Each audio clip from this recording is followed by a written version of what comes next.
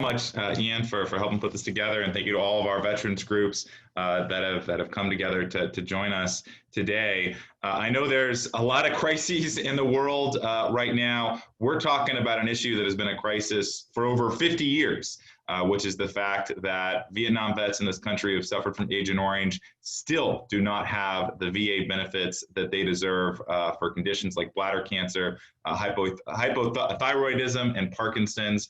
This is a very personal issue for me. As many of you know, my grandfather spent 2 tours in Vietnam, was affected by Agent Orange, as pretty much everybody out there was, and his life was cut short because of the exposure that he had. And the idea here is we want to make sure that we're giving veterans a chance to tell their stories so people understand what is truly at stake in this crisis. So I want to thank a lot of the veterans groups that have come together for this, the DAV, the American Legion, the VFW, the VVA, and the MOAA. So thank you all so much for all the work, and we're looking forward to listening to you all. But first, I want to start by kicking this over to one of our local veterans from my district to hear a little bit about his story. Lyle, thanks for joining us, and the floor is yours. Okay, thank you, Congressman. Well, my name is Lyle Dushnaw. I am a lifetime member of the VFW and actually the commander for Turlock Post 5059 and District 13 Junior Vice Commander. My story goes back, I was in the Navy from 74 to 80. I did Operation Frequent Wind in Nam. At that time frame, you know, everything was, anybody that was there knows how hectic and stuff it was. Anyway, long story short, in 2015, I ended up with some blood in my urine. Not knowing what was going on, so they started doing checking. And then come to find out, I had bladder cancer. Since then, it's came back twice. I've had 2 operations. I've had a combination of 24 BCG treatments to combat this. On the fortunate side is that when they've caught mine, it's still on the surface. So they said, if you're gonna get it, now's the time to catch it. Anybody that's been through a BCG treatment knows how great they are to go through. And for those of you that don't know what BCG treatment is, it's a serum of tuberculosis that they inject you with into your bladder, through your penis. You have to take this thing, they inject it in there, you've got to hold it for 2.5 hours. You rotate yourself around. Then you're under quarantine for 6.5 hours. The closest treatment center for me to do this is to go to Livermore. So that's a 150-mile round trip for me to do this. You know, you can't use the restroom, you can't be around your loved ones. It's a pretty massive cleanup to do this. Now, right now in my stage, I'm actually going on, this should be coming up end of 4 years since the last operation. I'll get checked again next month, and knock on wood, hopefully it'll still be gone. But this is something I'm gonna have to be checked on and done every year for the rest of my life, as long as it stays clean. And if not, then you start all over with all the treatments and everything that goes along with it. In my division, now I was a machinist mate in the Navy, where we distilled the water that everybody drank, used for boiler water, feed water, bathed in it. You know, nobody had any idea, none whatsoever. Out of my division, there are 5 of us that all have bladder cancer. there are 7 of us that all have ischemic heart problems. There's 3 of us with aortic aneurysms, of course, and that's not even on the list or mentioned anywhere. Yeah, life's been an adventure ever since things have been catching up to everybody. Anyway, gentlemen, that's my story. And Congressman, I want to thank you for pushing this and trying to get this through. As of right now, none of the people that I'm involved with, when it comes to AO, are receiving anything. Personally, myself is now in it's either the 3rd or 4th denial. I forget, I lost track of how many times at this point. Last time I checked, I am now 125,800 and something on the docket to be reevaluated again. So if I'm not dead by the time it gets around, well, something might come of it. Anyway, thank you, gentlemen. That's my story. Thank you. A very powerful story, and I think that's why we wanted to start, to make sure that everybody understood what was at stake here. I think every politician in the world talks a big game about supporting veterans, but for 50 years, Congresses and presidents of both parties have really failed to provide the support that our veterans deserve. And I'll just give a little bit more color on where we are, and then look forward to listening to some of our veterans groups that have come to support. We made some progress on this issue last year when we were able to pass and sign into law Blue Water Navy, but there are so many folks that have been left out of that program. And you just heard from Lyle, the omission of veterans with certain conditions make their lives harder. Veterans with bladder cancer, with hypothyroidism, with Parkinson's-like syndromes, they still do not get presumptive access to the Agent Orange program at the VA. But we know that Agent Orange caused those conditions. It is a settled scientific fact. The National Academy of Medicine, it conducted a comprehensive study which proved the link between these conditions, but they still have been left out. So finally, after all this time, we've been launching an effort earlier this year to legally require the VA to cover these conditions. The good news is we've made some real progress. My legislation was included in the Senate version of the defense budget this year, but the House version did not include it because of cost concerns. Folks thought it would cost too much money to actually do what was right by our veterans. And I don't buy that. I don't think that's good enough. And that's an excuse that we frankly can't tolerate. After 50 years, it's far too long to make sure that we're doing the right thing. So what we're announcing today is a final push, both inside and outside of Washington, to make sure that this legislation is included in the final version of the bill, which is going to be signed into law. We anticipate negotiations wrapping up by the end of this year, but we want to start this effort early to get as much support in both chambers as possible. And I'm very grateful to the work that our veterans groups are also doing to launching their own efforts to encourage inclusion of this legislation. We've got to be leaving it all on the field here to make sure that this gets done and doesn't get left on the cutting room floor like it has, frankly, so many times in the past. So with that, I'd like to turn it over, first starting with Randy Reese Jr. with the DAV's Washington office to talk a little bit more about their effort and where they come in. Randy, thanks for joining us. Thank you, Congressman. We certainly appreciate the fact that you're hosting this virtual event. You know, when men and women in the service of this nation are subjected to toxic exposures, our sense of duty to them has got to be heightened, as many of these illnesses and diseases, they aren't even identified for years, in some cases even decades after they've completed their service. And just like Lyle was speaking of from his firsthand account, Agent Orange exposure has caused years of suffering for thousands of Vietnam veterans, taken many of their lives, and negatively impacted their families all along the way.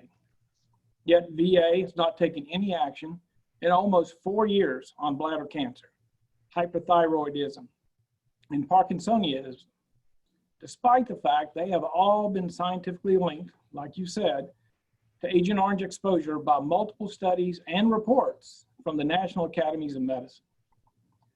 On behalf of DAV's 1 million members, we want to thank you again, Representative Harder, for this unrelenting advocacy and the legislative actions that you've undertaken to add these diseases as presumptive to Agent Orange exposure. DAV has been fighting for these additions for years. Recently, through our grassroots efforts, our members have sent over 11,000 emails to Congress to ensure that these 3 diseases remain in the NDAA. This act can grant access to VA benefits, health care for thousands of Vietnam veterans and their families. Benefits that are, quite frankly, way past due. Again, we want to thank you, Representative Harder, for today's virtual event. It is truly time to end the wait for all veterans whose lives have been negatively impacted by toxic exposures. And I want to thank you for inviting DAV to testify today. Thank you, Randy, for your support over the years and all the incredible advocacy. This can't be done just in Congress. This has to be done by folks across the country, letting their representatives know how much of an issue this is. Next up, we have Ralph with the Legion. Ralph, thanks so much for joining us. You may have to go on off mute. Thank you, Congressman Harder, and thank you so much for your advocacy for Vietnam veterans and the Agent Orange related diseases. Personally, I'm a United States Army combat veteran of Vietnam. Currently, I chair the American Legion's National Commission on Veterans Affairs and Rehabilitation. And personally, again, I have 4 Agent Orange presumptive diseases myself. So I'm very familiar with this. And Lyle, if I've learned anything, Vietnam is the experience that keeps on giving. You know what I mean. And on behalf of the American Legion National Commander, James W. Bill Oxford, I am pleased to announce that the American Legion supports Representative Josh Harder's effort to include the 3 new Agent Orange presumptive diseases in the National Defense Authorization Act. You know, the American Legion has a very rich and proud history of participating in and supporting the Vietnam veterans' fight for Agent Orange related benefits. In 1983, the Legion sponsored an independent study with Columbia University that established the effects of exposure of Agent Orange to Vietnam veterans, and Congress received the results of this study in 1989. And since then, the Department of Veterans Affairs has recognized 14 presumptive diseases related to exposure to Agent Orange and other toxins in the environment that was caused at that time. And we look forward to seeing continued research efforts made to determine other medical conditions that may have been a consequence as of the exposure to Agent Orange. But now is the time for VA to add the 3 new diseases to the Agent Orange presumptive list. And Representative Harder, I believe that you have pointed this out in your Fair Care for Vietnam Veterans Act, and those 3 diseases being bladder cancer, Parkinson-like symptoms, and certain thyroid diseases. And on behalf of the American Legion, I am encouraging all of our members across this country to please contact your United States representatives today. Start today and don't stop. And that's each one of them to support this initiative, which will prove we truly are welcoming and still welcoming our Vietnam veterans home. Legislation to address this issue has already passed the Senate, as Representative Harder told us. So please contact your congressional representatives today and ask them to support the homestretch effort to secure Agent Orange benefits for Vietnam veterans. You can follow the American Legion's efforts on this very important issue at legion.org. Thank you, sir. Of course. Well, thank you. And thank you for the reminder of how long we've been working on this fight. I do think this is a major step forward because now we actually have it included in a defense budget. We just have to fight to get it across the finish line. Next up, we have the VFW. Thanks so much to the VFW for joining. Thank you, Congressman, for organizing this event today. We greatly appreciate your continued efforts to secure benefits and care for veterans who are exposed to Agent Orange. I'd also like to thank our partners in the Senate for their hard work to get us to where we are today. The VFW strongly supports the addition of bladder cancer, hypothyroidism, and Parkinsonism to the list of conditions associated with exposure to Agent Orange. The veterans suffering from these conditions desperately need care and benefits. Vietnam veterans did their part and served with honor. Sadly, many of them have lost the fight to the health conditions linked to Agent Orange. The scientific community has already concluded that these conditions are associated with Agent Orange exposure. However, the VA has continually refused to add these diseases to its list of Agent Orange conditions. This makes it nearly impossible for veterans suffering from these diseases to receive care and benefits. The VA claims it's still waiting for the results of another study before it can add new diseases to its list. However, many of our Vietnam veteran members believe that VA thinks it's too expensive to care for them. The evidence regarding these conditions is conclusive. No more studies are needed. Any additional, unnecessary delay is a breach of our nation's promise to care for its veterans. This issue has been a legislative priority for the VFW for a long time, and we will continue our support until it becomes law. In March, our Commander-in-Chief testified before a joint hearing of the House and Senate Veterans Affairs Committees that it is time for Congress to add these diseases to the Agent Orange list. More than 500 VFW members came to Washington that same week to discuss this issue with their elected officials. We will also send out a call to action for our members to tell their legislators to keep this provision in the NDAA. Once again, thank you, Congressman Harder, for your efforts on this important issue. We're excited to help push this across the finish line. Thank you. Thank you. Well, thank you for everything you're doing, Matt. And you're right. This is about fulfilling the promise that we made to our vets, and these cost concerns that folks bring up. It's absolutely bull. They've done their part. Now it's time to make sure that we are doing ours. Next up, we have the Rick Weidman with the VVA. Thank you so much, Rick, for joining us. Over to you.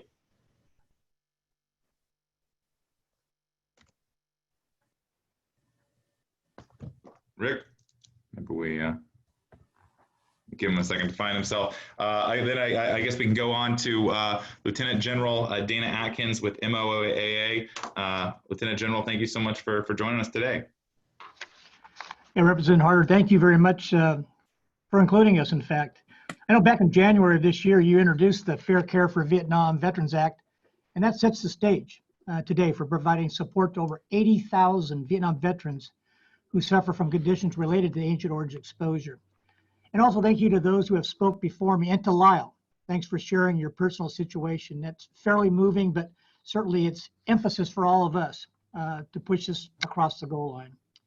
And I'm grateful for the chance to address you today on behalf of our 350,000 members, many of whom will actually benefit from this legislation.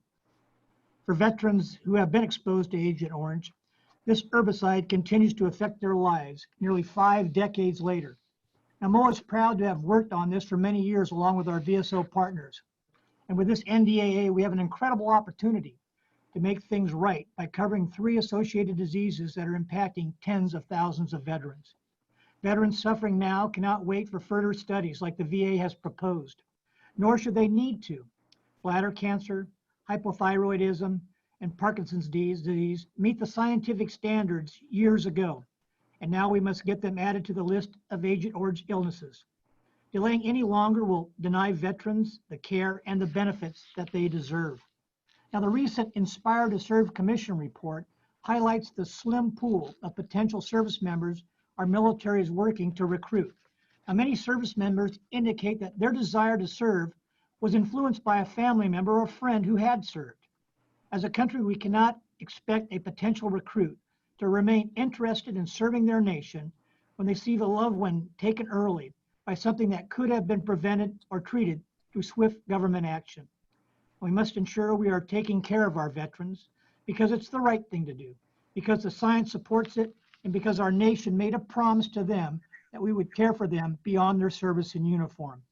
Now, the continued debates over covering Agent Orange illnesses, often derailed by estimates over the cost of care, reflect the need to address the occupational hazards and toxins in a comprehensive manner. Congress needs to include these 3 presumptive diseases in the NDAA and work toward broader comprehensive toxic and exposure reform. Again, Representative Harder, thank you for this opportunity to comment on this important issue. And please know the Military Officers Association of America is 100% behind your efforts. Thank you, Lieutenant General Atkins, for your continued support and encouraging words. I see we have Rick from the VVA. Rick, thank you so much for joining us today. Over to you. Thank you very much, Congressman, and thank you for your leadership in trying to move this important issue forward.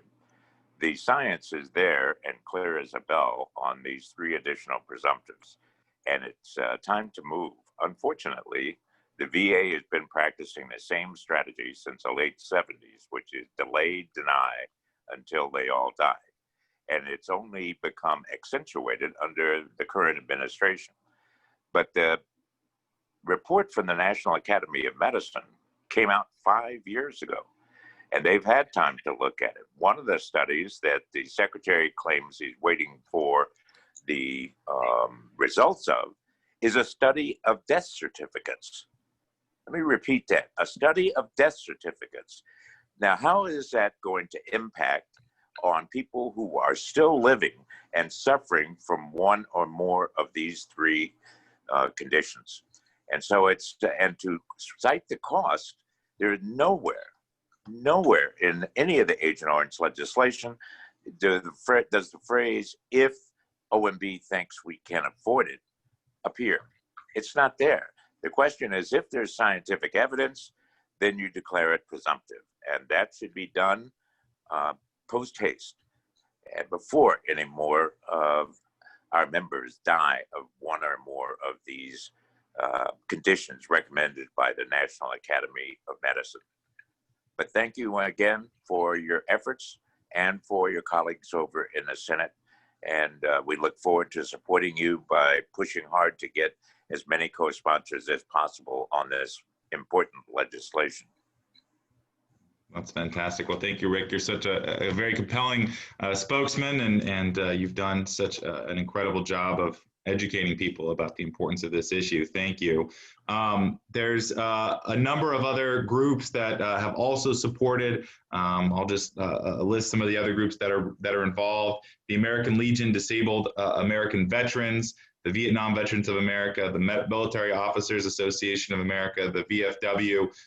Those are the groups we've heard from. And then also the Paralyzed Veterans of America, the Fleet Reserve Association, the Enlisted Association, U.S. Army Warrant Officers Association, Vets First, the United Spinal Association, the Iraq and Afghanistan Veterans of America, the Purple Heart Foundation, Association of the U.S. Navy, the Air Force Sergeants Association, the Gold Star Wives of America, and the Military Veterans Advocacy. So a long list of folks that are out there doing such an incredible job.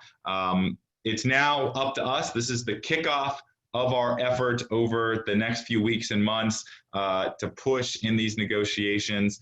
And I think it's been great to see how much support we've got. We know what'll happen when this comes up to a vote. We saw it in the Senate. The Senate voted 94 to 6.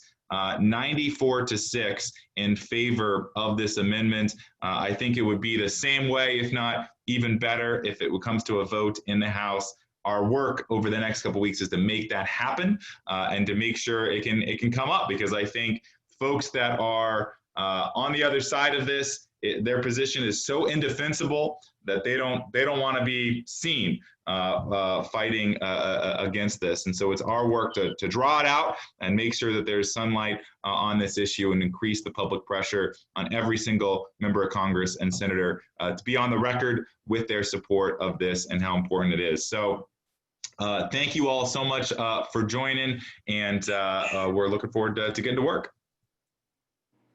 Awesome. Thank you all. We'll end a little early and give you back a little bit of time, but